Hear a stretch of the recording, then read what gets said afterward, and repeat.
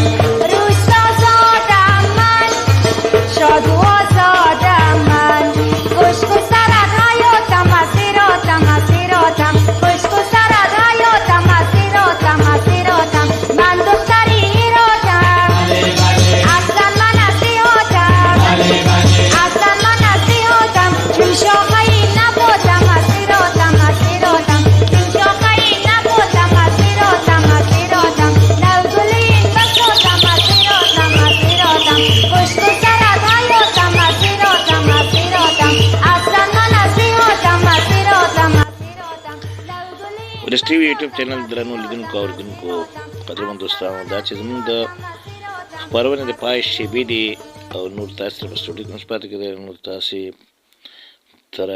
تاسو په لوی بخښونکي او مهربان خدای سپارو.